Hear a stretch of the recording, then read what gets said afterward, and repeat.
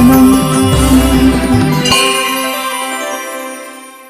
ఈ భూమి మీద నివసించే కోట్లాది మంది ప్రజల్లో కొద్దిమంది మాత్రమే అసాధారణమైన మేధస్సు మరియు ఉన్నతమైన ప్రతిభ కలిగి ఉంటారు. తమకు దైవదత్తంగా లభించిన నైపుణ్యాలు మానవాళి శ్రేయస్సు కోసమేనని, సాహిత్యం మరియు కళలకు సేవ చేయడం ద్వారానే తమ జీవిత లక్ష్యాన్ని నెరవేర్చుకుంటామని వారు దృఢంగా విశ్వసిస్తారు. పద్మశ్రీ పురస్కార గ్రహీత మహాకవి బృహత్ ద్విసహస్రావధాని గురువుగారు బ్రహ్మశ్రీ డాక్టర్ మాడుగుల నాగఫణి శర్మ అటువంటి అరుదైన వ్యక్తులలో ఒకరు. ఆయనలోని అద్భుతమైన జ్ఞాపకశక్తి, సాహిత్య కవితా నైపుణ్యం మరియు సనాతన సంస్కృతిపై ఉన్న అవగాహన కారణంగా ప్రజలు ఆయనను సరస్వతీపుత్రుడు అని అభిమానంగా పిలుస్తారు.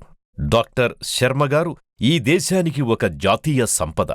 డాక్టర్ శర్మగారు ఆంధ్రప్రదేశ్లోని అనంతపురం జిల్లా తాడిపత్రి దగ్గర్లో ఉన్న కడవకొలను అనే గ్రామంలో వేద పండితులు మరియు కవుల కుటుంబంలో జన్మించారు. తమ తండ్రిగారి శిక్షణలో ఆయన వేదాంతత్వశాస్త్రం, పురాణాలు, ఇతిహాసాలు మరియు ఆధ్యాత్మిక జ్ఞానంలో త్వరితగతిన ప్రావీణ్యం సంపాదించారు.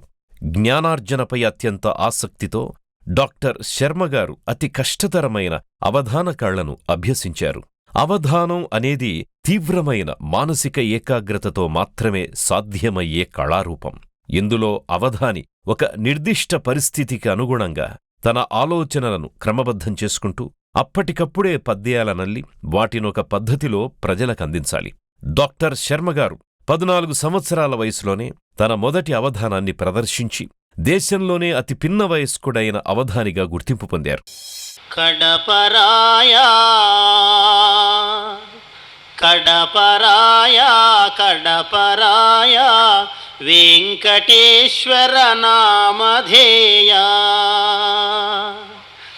కడపరాయా కడపరాయా పలుకవా మనసింతరాయా. డాక్టర్ శర్మగారు తిరుపతిలోని రాష్ట్రీయ సంస్కృత విశ్వవిద్యాలయం నుండి సంస్కృతంలో డాక్టరేట్ పొందారు. వారు టిటిడి తిరుమల తిరుపతి దేవస్థానం ధర్మప్రచార పరిషత్ విభాగంలో అదనపు కార్యదర్శిగాను మరియు ఉమ్మడి ఆంధ్రప్రదేశ్ ప్రభుత్వంలో అధికార భాషా సంఘం అధ్యక్షులుగాను పనిచేశారు. తెలుగు సాహిత్యానికి మకుటాయమానమైన వాటిలో అవధాన ప్రక్రియ ఒకటి. ఇది కఠినమైన మరియు ఒకే సమయంలో విభిన్న అంశాలపై మనస్సును కేంద్రీకరించడం అవసరమయ్యే అరుదైన మరియు త్వరిత సాహిత్య ప్రక్రియ. ఇదొక మహాయోగ విద్య. ప్రపంచవ్యాప్తంగా 2200కు పైగా అష్టావధానాలను ప్రదర్శించి పండితులను, సామాన్య ప్రజలను తమ దివ్యమైన మధురమైన గాత్రంతో మంత్రముగ్ధులను చేస్తూ అరుదైన ఈ కళను పునరుద్ధరించిన ఘనత కేవలం బ్రహ్మశ్రీ డాక్టర్ మాడుగుల నాగఫణి శర్మగారికే దక్కుతుంది. ఆయన అవధానాలు వివిధ రంగాల ప్రముఖులను ఆకట్టుకున్నాయి. అప్పటి భారత రాష్ట్రపతి శ్రీ శంకర్ దయాళ్ శర్మగారు డాక్టర్ శర్మగారి ప్రతిభకు ముగ్ధులై ఆయనను సత్కరించారు. అదేవిధంగా అప్పటి ప్రధానమంత్రి శ్రీ అటల్ బిహారీ వాజ్పేయి గారు డాక్టర్ శర్మగారి అద్భుతమైన జ్ఞాపకశక్తిని చూసి తరుణ్ తపస్వి అనే బిరుదును ప్రదానం చేశారు. అరుదైన అవధాన కళారూపాన్ని ప్రజలకు చేరువ చేయడం కోసమని ఎందరికో మార్గదర్శిగా నిలబడిన డాక్టర్ శర్మగారు ఈ కళను ఆసక్తి కలిగిన యువతరానికి అందించాలని సంకల్పించారు. ఈ ఉద్దేశంతోనే ఆయన అవధాన సరస్వతీ పీఠాన్ని స్థాపించారు.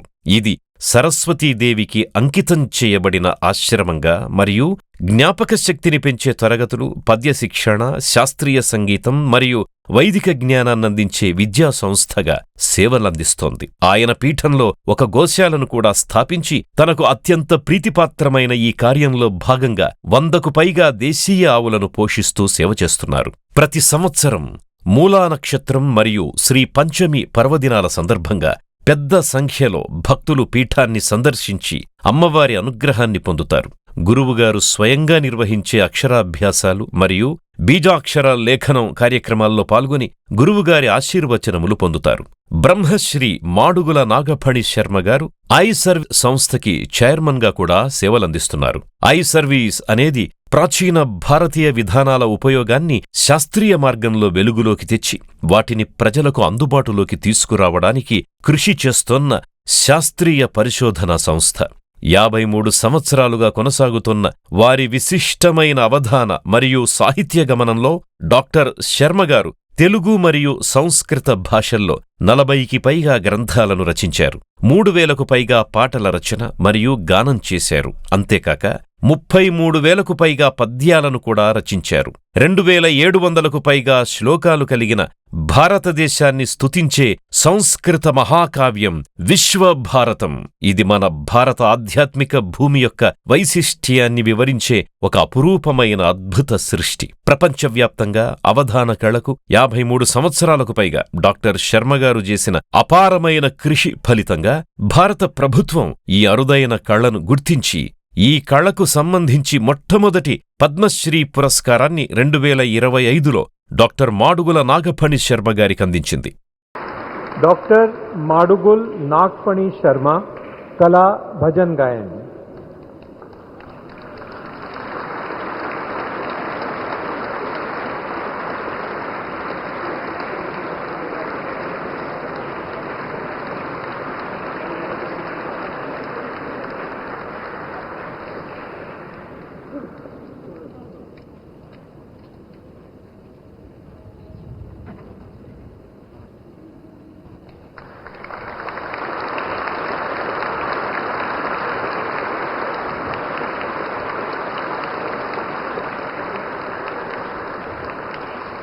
అరుదైన అవధాన కళను బోధించడం మరియు భారతీయ సనాతన ధర్మ విలువలను భవిష్యత్ తరాలకు వ్యాప్తింపజేయటమే డాక్టర్ శర్మగారి జీవిత లక్ష్యం. సామాజిక మాధ్యమాలలో మరియు వివిధ కార్యక్రమాలలో లక్షలాది మంది ఆయన అవధానాలు, ప్రవచనాలు మరియు పాటలను ఆనందంగా ఆస్వాదిస్తున్నారు. సరస్వతీదేవిచే ఎన్నుకోబడిన వ్యక్తిగా బ్రహ్మశ్రీ డాక్టర్ మాడుగుల నాగఫణి శర్మగారు ఈ దేశం గర్వించదగిన అరుదైన మనీషి. ప్రస్తుతం దర్శనం 21వ వార్షికోత్సవాన్ని ఘనంగా జరుపుకుంటోన్న సందర్భంలో బృహత్ ద్విసహస్రావధాని మహాకవి పద్మశ్రీ పురస్కృతులు బ్రహ్మశ్రీ డాక్టర్ మాడుగుల నాగఫణి శర్మగారికి సభక్తికంగా గురు సత్కారాన్ని చేస్తున్నాం. ఈ మహామనీషిని పల్లకీ సేవ, స్వర్ణకంకణ ప్రదానం, ధార్మిక వరేణ్య బిరుదు ప్రదానం చేసి జీవన సాఫల్య పురస్కారంతో సత్కరించుకోవడం దర్శనం పరివారం చేసుకుంటోన్న మహద్భాగ్యం. ఇక్కడ కొలువుదీరిన ధార్మిక ఆధ్యాత్మికవేత్తలు, కవి పండితులు, అతిరథ మహారథుల సమక్షంలో దర్శనం గురు సత్కార మహోత్సవం నేత్రపర్వంగా జరుగుతుండడం ఒక సువర్ణ ఘట్టం. జయహో అవధాన సహస్రఫణి, జయ జయహో బృహత్ ద్విసహస్రావధాని పద్మశ్రీ మాడుగుల నాగఫణి శర్మ. అమ్మను నమ్ముకొంటిని అహమ్ము ఇహమ్మును మాని పూనికన్, అమ్మలగన్న ఎట్టి ముగురమ్మల మూలపుటమ్మనున్, సుగీతమ్ముల సత్కవిత్వముల ధారలుదారత ఉగ్గుపాలుగా గుమ్మని పోసినట్టి రసఘూర్ణ వితీర్ణ సువర్ణవర్ణయౌ అమ్మను నమ్ముకొంటిని. ఇమ్మహనీయ భారములనేనిక మోయగలేనటంచు కంఠమున కచ్చెపిన్నిలిపి నా మృదు భాషల పల్లవించు వ్యాజమున సుస్వరావళి నిషిక్తము చేసిన ఎట్టిదైన మా అమ్మను నమ్ముకుంటిని. సమ్మిళదార్ద్రభావ వచసా మనసా పదే పదే రమ్మని చేరబిల్చుయు శిరమ్ము ఉరమ్మున చేర్చునట్టి మా అమ్మను నమ్ముకుంటిని. అమ్మను అమ్మనంచు హృదయమ్మున పమ్మిన సత్యదీక్షతో సొమ్ములు గిమ్ములున్గొనక చొక్కి శరీరము వాయకుండ ఏ సమ్మెట పోటులన్బడక సద్గతి శ్రీహరి భక్తి తత్వరాజ్యమున రాజరాజుగా తుషారపటీర మరాళ కీర్తి అయి కొమ్ముల క్రుమ్ము గిత్తలను కోలను బట్టి పొలాల సౌరులో దుమ్ములు ధూళి బూసికొని దుక్కిట దున్నుట చేజనించులే చెమ్మట ధారలే కవన చిత్రణమందున సారధారలంచు అమ్ముని ముఖ్య సన్నిభుడు అహంకృతి దూరుడు ఆర్ద్రచిత్తుడౌ బమ్మెరపోత రాజకవి భాగవతంబు జగత్శుభార్థమై క్రమ్మిన కారు చీకటుల కాలమునందున మానవాళికిన్ చిమ్మిన లేత వెన్నెలల సీతమయూఖుని రేఖవోలే ఏ అమ్మను నమ్మి చేసే అనయమ్ము ప్రియమ్ము మీర ఆ అమ్మను నమ్ముకుంటిని మహాజనులారా గ్రహింపుడీ సభన్ దర్శనం